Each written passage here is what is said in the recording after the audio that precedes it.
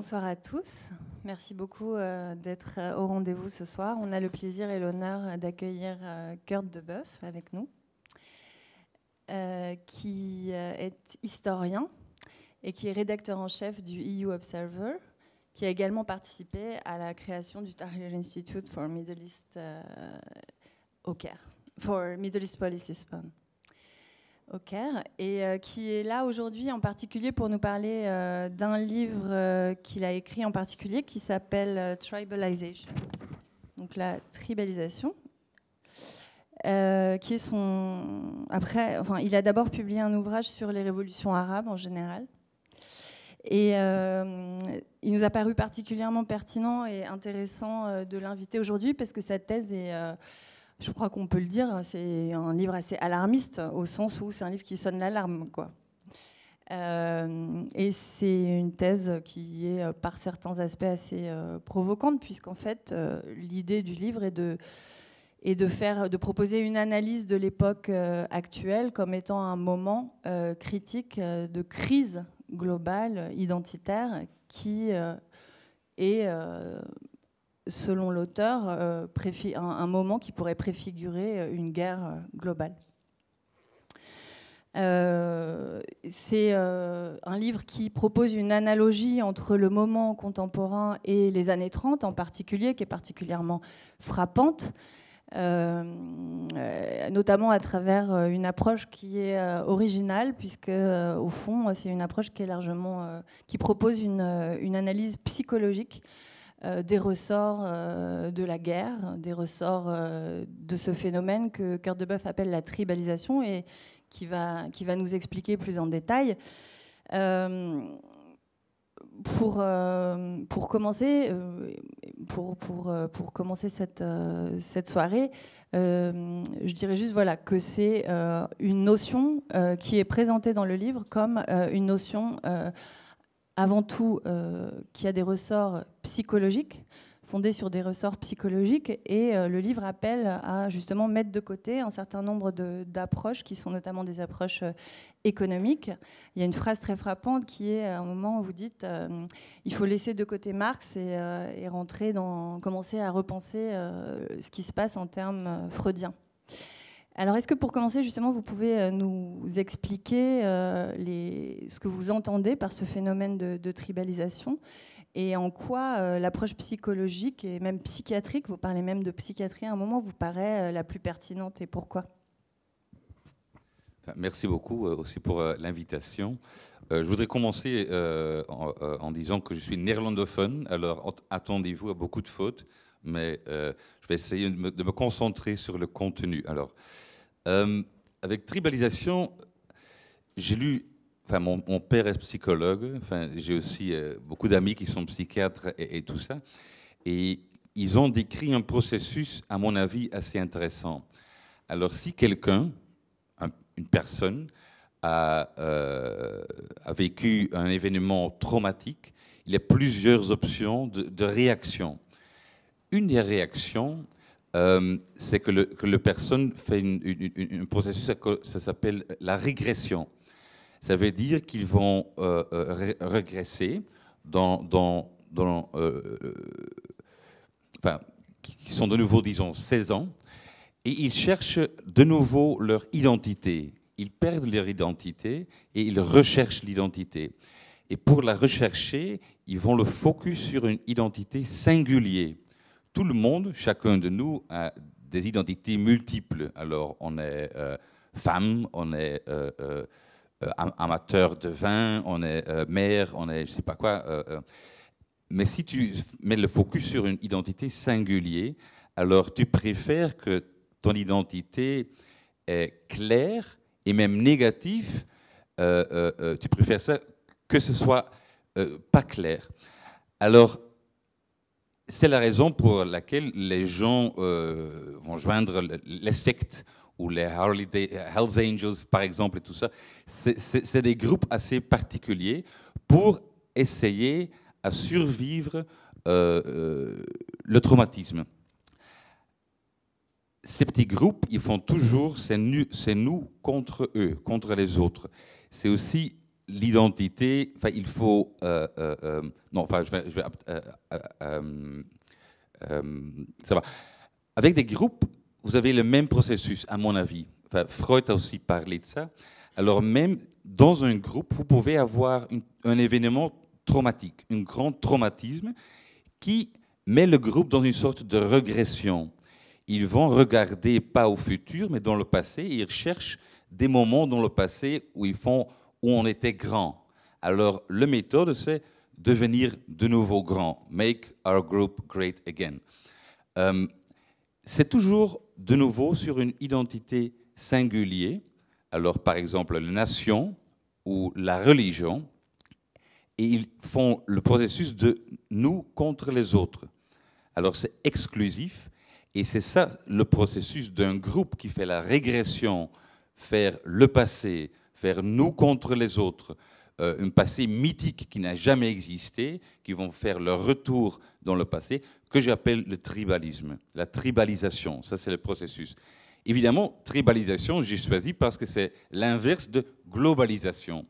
À mon avis, la globalisation n'a pas commencé il y a 50 ans, comme on lit dans quelques livres. Non, la globalisation, c'est le processus de l'histoire. Ça a commencé avec les empires babyloniens et tout ça, avec la route de la soie. Le monde est toujours de plus en plus connecté dans l'histoire, toujours. Mais il y a des moments où ça arrête, où ils construisent des murs, où la commerce arrête, où les contacts s'arrêtent. Et souvent, quand la commerce arrête entre deux pays, c'est la guerre. Alors, la globalisation va comme ça dans l'histoire, et parfois, ça va comme ça. Ils sont toujours les mêmes processus, c'est toujours la même méthode qu'on voit, qu'on se concentre sur leur groupe même, eux-mêmes, eux contre nous, et tout ça. Et moi, j'ai fait la comparaison avec les années 20, où le grand événement traumatique, évidemment, il était la Première Guerre mondiale. Et après la Première Guerre mondiale, qui n'avait pas de vraies solutions, comme vous savez, les traumatismes sont commencés dans les peuples, premièrement dans les Italiens et tout ça. Et on a vu que on entre dans une sorte de spirale tribale, et c'est très difficile à faire l'exit, à sortir de cette spirale. Et on a vu dans les années 20 et 30 que la fin de cette tribalisation, c'était la guerre mondiale. Et que moi, je vois maintenant, c'est que je pense qu'on est dans les mêmes spirales de tribalisation. Et si rien ne se passe avec urgence, ça peut de nouveau finir dans une sorte de guerre mondiale. Oui, et au fond, ce que vous expliquez, c'est que pour vous, la crise économique, les crises économiques, la crise de 29, par exemple, dans le cas des années 20, des années 30, n'était pas primordiale dans ce basculement, en fait, finalement, vers le nationalisme. Et qu'au fond, les ressorts qui ont amené à la guerre étaient bien plus, selon vous, des ressorts justement psychologiques et qui avaient trait à la psychologie des foules et à ces phénomènes revanchards, au fond, qui étaient fondés sur les défaites de la Première Guerre mondiale. Et pour analyser le moment présent, de la même manière, vous dites, au fond, les ressorts du djihadisme, les ressorts de la violence terroriste ne sont pas, comme on le met souvent en avant, des ressorts économiques ou liés à la pauvreté, etc., mais au contraire sont liés profondément à des traumas, ce que vous appelez des traumas collectifs, propres notamment au monde arabe, par exemple. Est-ce que vous pouvez nous décrire de quel trauma vous parlez et nous expliquer cette idée-là? Dans le monde arabe. Oui. Ben, la première guerre mondiale, par exemple, qui était la cause du fascisme, en Italie, pour nous, c'est très clair à expliquer ce qui se passait pour nous en Europe après la Première Guerre mondiale. Mais la Première Guerre mondiale était traumatique pour le monde arabe pour des autres raisons. La Première Guerre mondiale était un moment clé, traumatique dans l'histoire du Moyen-Orient pour des raisons différentes. Premièrement,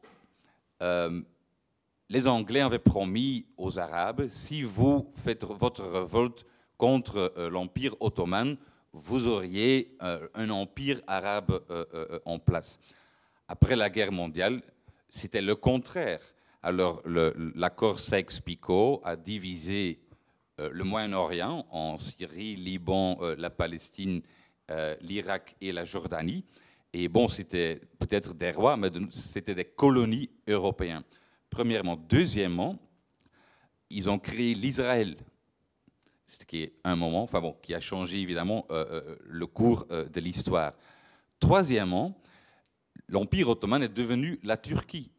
Alors, qu'est-ce que Atatürk a fait en 1923, il a arrêté le sultanat et en 1924, il a dit il n'y a plus de califat. C'était un choc immense, immense. Ce n'est pas par hasard que 4 ans après, en 1928, c'était la création des frères musulmans qui avait comme but la réinstallation du califat au long terme. Mais bon, alors le califat, Sykes-Picot, Israël, mais aussi les Anglais avaient promis aux Égyptiens, si vous aidez les Anglais dans la guerre, vous seriez indépendants après la guerre. Bon, après la guerre, pas d'indépendance pour l'Égypte. Il y avait une révolution en 1919, ça n'a pas aidé. Et en lieu, il y avait une récolonisation qui avait beaucoup pire qu'avant, enfin, dans les pays du Moyen-Orient. Alors la Première Guerre mondiale a créé des problèmes qui sont à l'essence encore des problèmes qu'on voit aujourd'hui. Et évidemment, le Sykes-Picot et le califat, c'était le cœur du message de Daesh aussi. Alors, ça appelait à des gens, comme on va changer l'histoire que l'Occident a créé chez nous. Alors, ce sont les moments, à mon avis, de Première Guerre mondiale qui ont été clés dans les années 20, 30, 40, etc.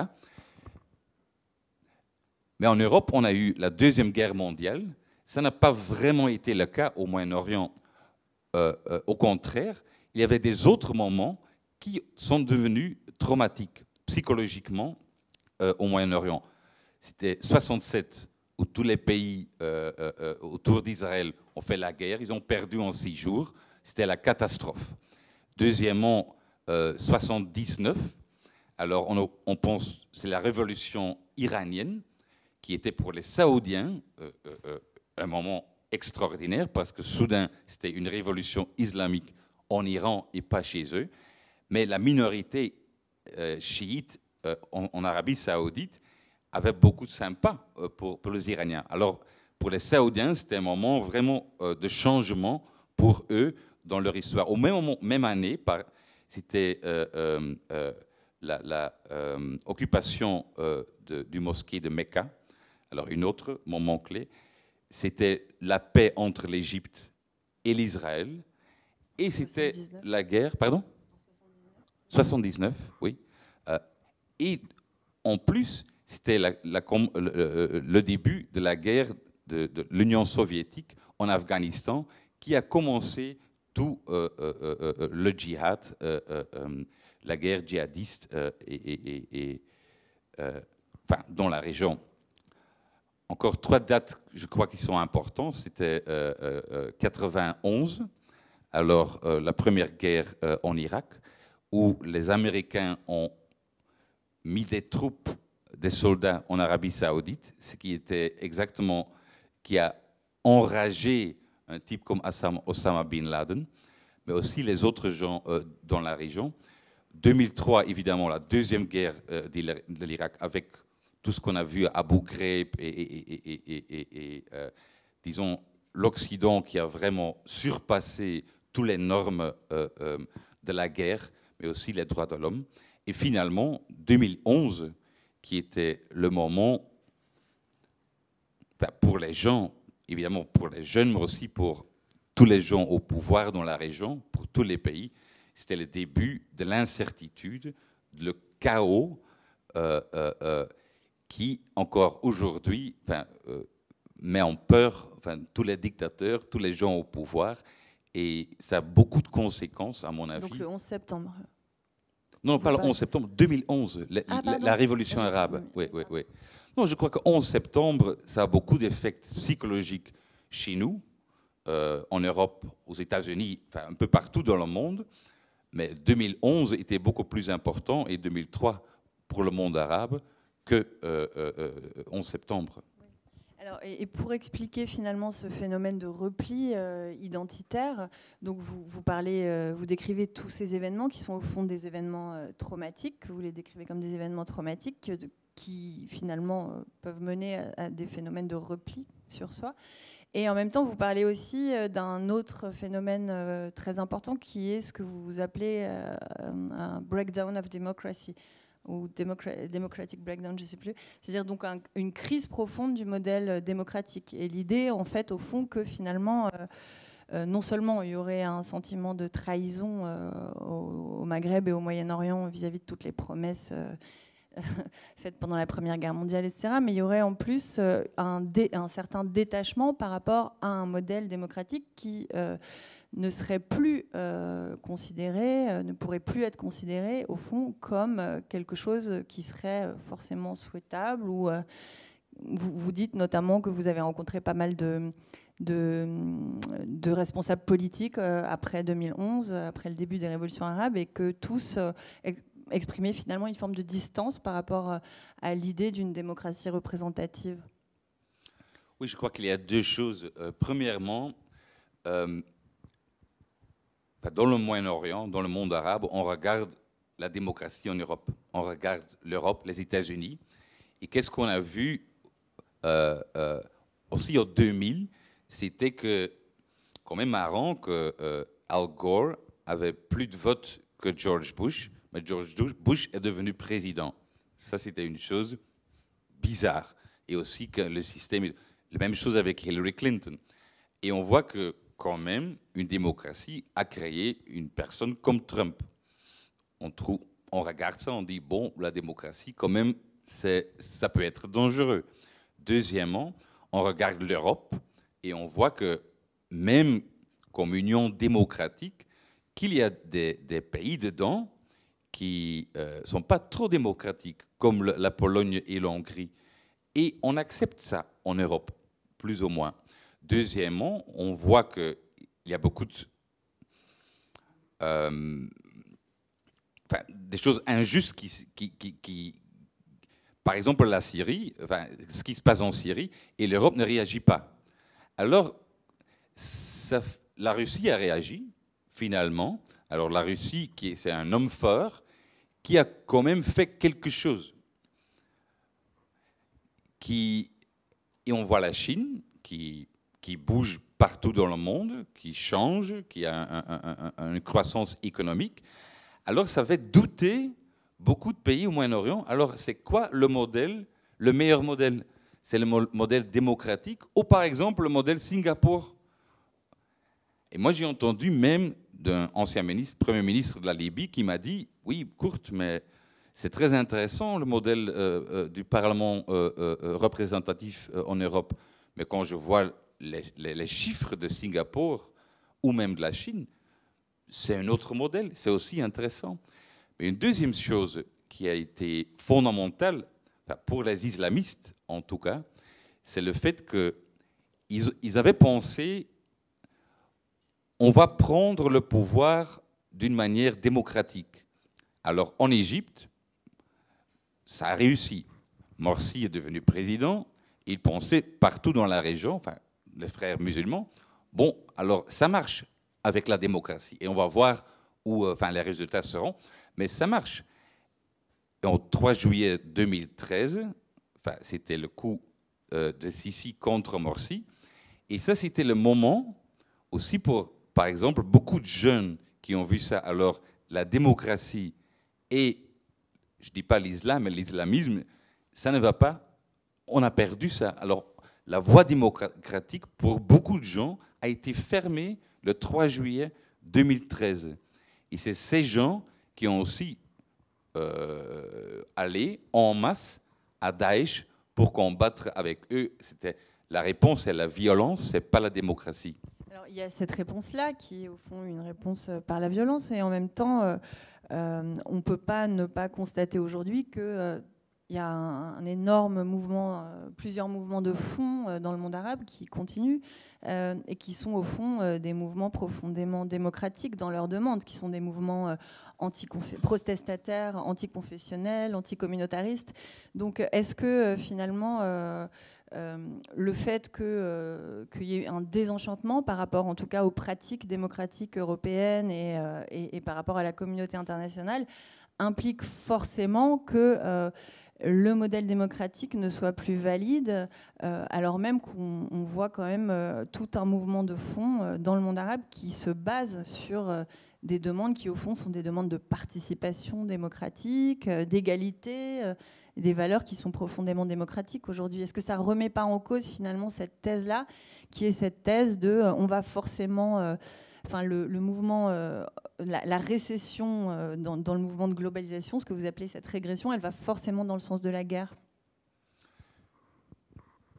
Enfin, en France, disons, on a 30% qui votent Le Pen et 70% qui ne vont jamais voter pour Le Pen. Enfin, les chiffres peuvent un petit peu bouger en haut et en bas, mais avec une minorité guerrier, c'est parfois assez pour commencer une guerre.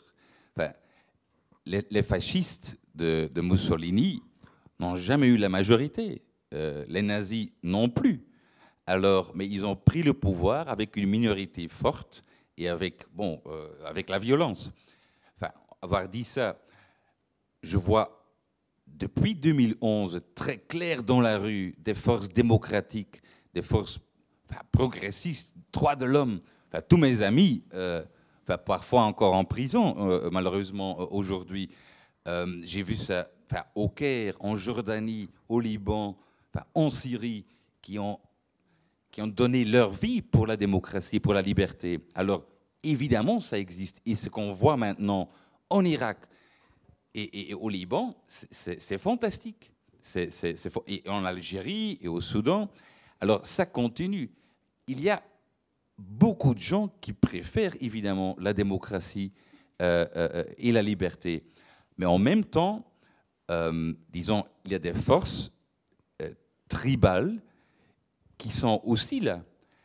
Et on le voit en Iran, évidemment. Enfin, l'Iran, ce que l'Iran fait en Irak, c'est la tribalisation. Ce qu'ils font en Syrie, c'est la tribalisation. La même chose avec Hezbollah au Liban.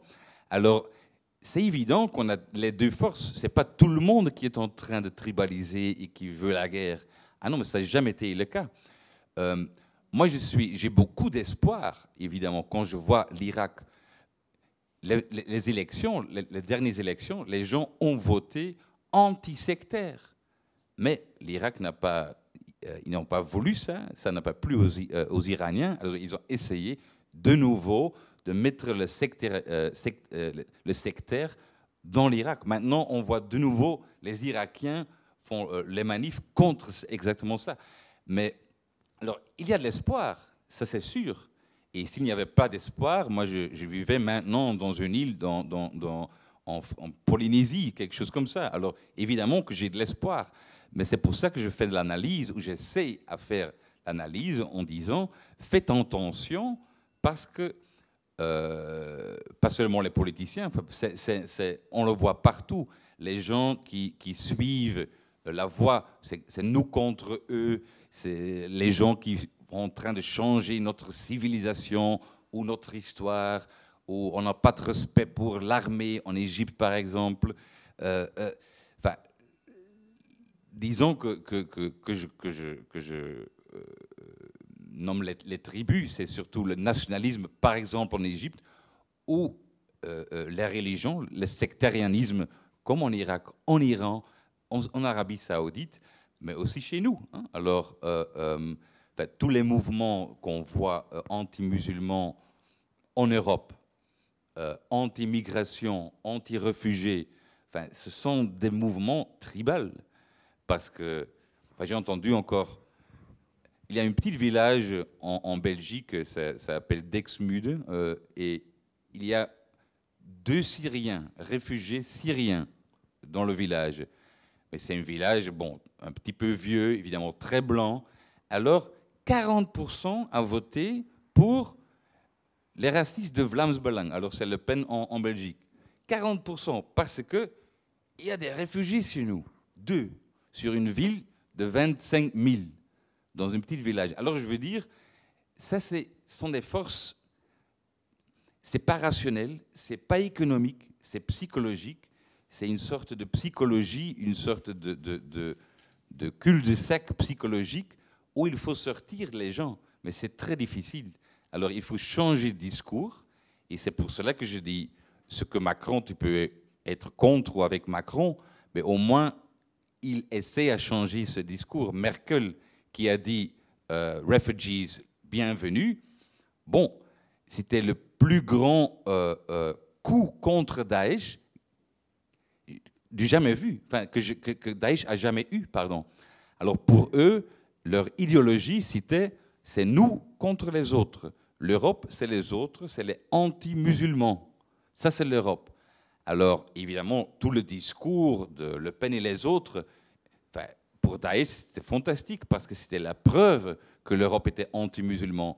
Et quand Merkel, quand même, le leader le plus important en Europe, a dit ah non, ils sont le bienvenu. Pour eux, ça a cassé le discours de Daesh complètement. Alors, je peux parler beaucoup de ça, mais et c'est aussi qu'au Canada a essayé quand même Trudeau. Enfin, il fait des autres erreurs comme tous les présidents et tout ça, mais il a essayé à changer le discours. Et je pense que c'est exactement ça qu'on a vraiment besoin maintenant. Sinon, je crois que la guerre est imminente. C'est ça qui est très intéressant dans votre livre, c'est qu'au fond, vous mobilisez tout un certain nombre de références qui sont des références littéraires et des références intimes. Vous parlez beaucoup de votre histoire familiale, tout le rapport au nazisme, au combat flamand, etc. C'est très intéressant. Et au fond, vous mettez en valeur cette idée que la guerre, on ne la voit pas venir. Au fond, c'est des évolutions ultra rapides qui sont beaucoup fondées sur des choses qui relèvent de décisions parfois individuelles, personnelles, etc. Et en même temps, moi, la seule chose qui me paraît peut-être manquer un peu dans cette approche, c'est l'idée qu'il y a des mouvements finalement contraires à la globalisation qui vont pas forcément dans le sens du tribalisme et de l'identité, mais qui sont justement fondés sur des ressorts économiques. On parlait tout à l'heure de Macron, mais clairement, le mouvement des Gilets jaunes, de même que tous les mouvements de mobilisation au Chili, par exemple, aujourd'hui, c'est des mouvements qui sont des mouvements profondément anti-libéraux, enfin, qui portent une critique du néolibéralisme et qui sont des mouvements sociaux, au fond. Et donc là, est-ce que dans votre esprit, c'est des mouvements qui justement peuvent présenter une alternative ou un intérêt à ce mouvement-là identitaire qui est présent incontestablement et à cette tribalisation que vous présentez? C'est une question très facile.